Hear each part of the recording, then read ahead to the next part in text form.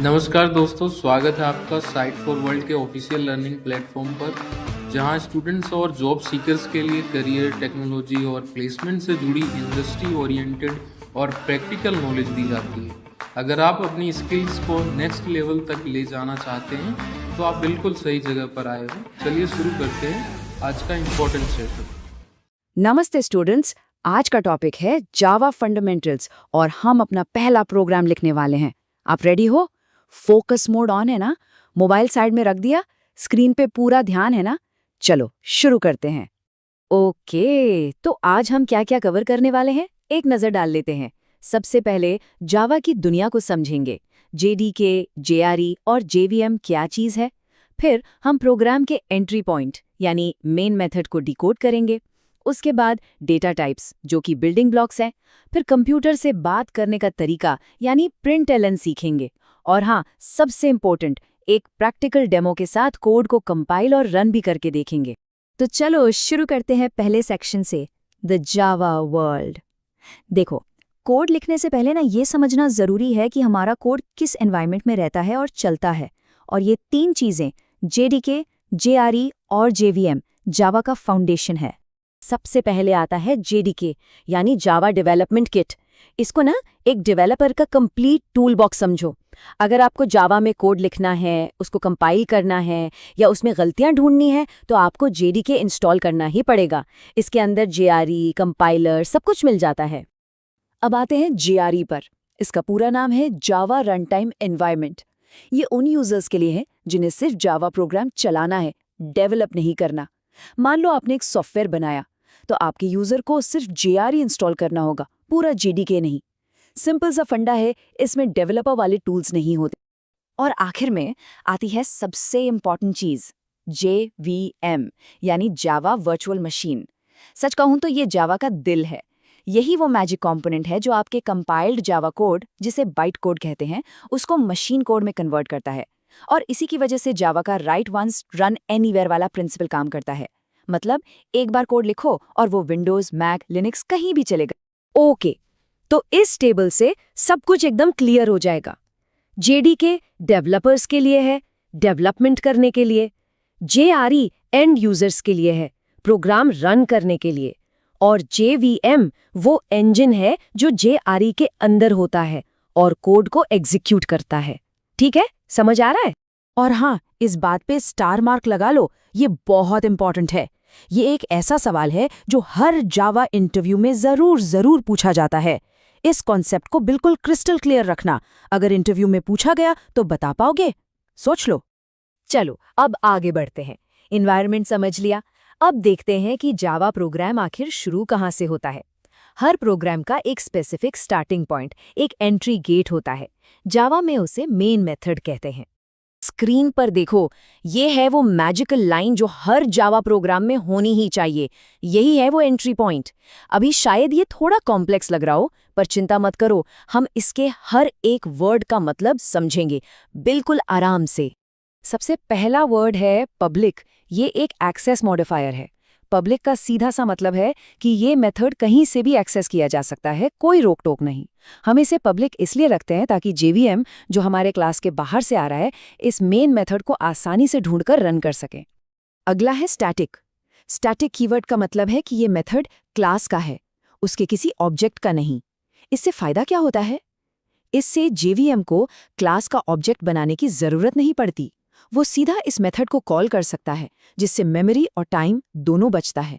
ये क्यों यूज कर रहे हैं, समझ आए? फिर आता है वॉइड। वॉइड का मतलब होता है कुछ नहीं या खाली। जब हम किसी मेथड के आगे वॉइड लिखते हैं तो इसका मतलब है कि वो मेथड काम खत्म होने के बाद कोई वैल्यू रिटर्न नहीं करेगा, खाली हाथ वापस जाएगा। मेन मेथड का काम है बस कमांड्स एग्जीक्यूट करना, इसलिए जब वो खत्म होता है तो प्रोग्राम भी बस एंड हो जाता है।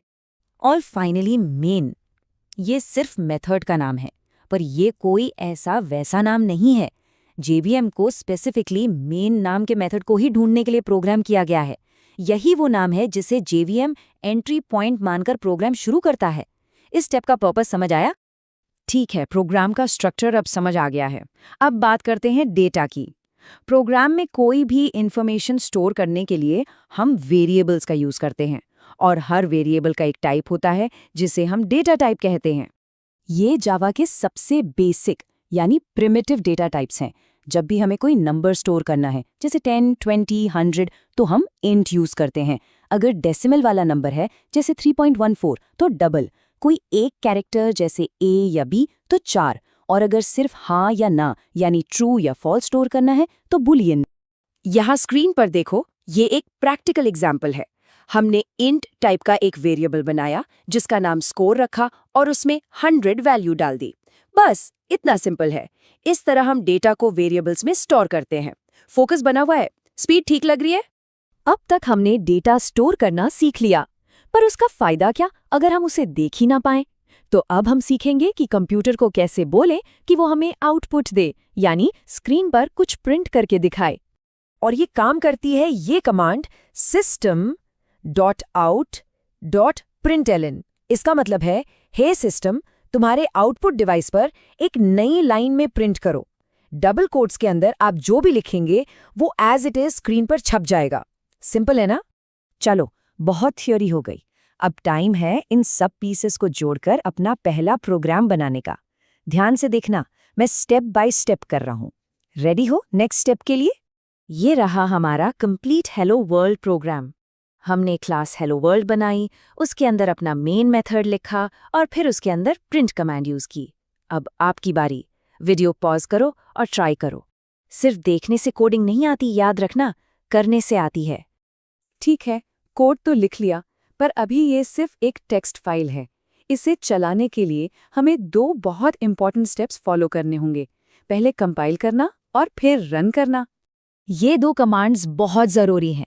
पहला, जावैक यानी जावा कंपाइलर।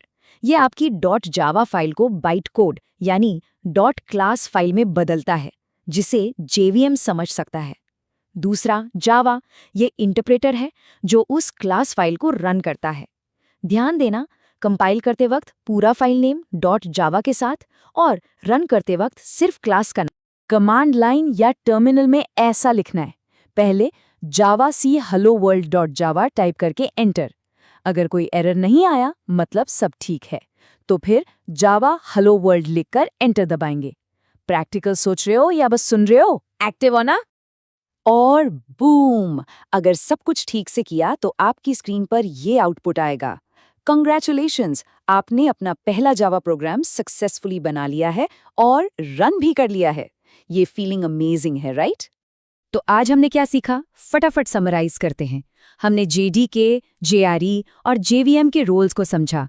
हमने पब्लिक स्टैटिक वॉइड मेन के हर वर्ड को डिकोड किया और फाइनली जावाc और जावा कमांड्स यूज करके अपना प्रोग्राम कंपाइल और रन किया।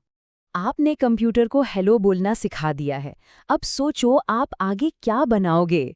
Sky is the limit. अब आपका काम है प्रैक्टिस करना। इस हेलो वर्ल्ड प्रोग्राम को खुद से कम 5 बार लिखो बिना देखे। अगर कोई डाउट है तो कमेंट सेक्शन में जरूर बताना।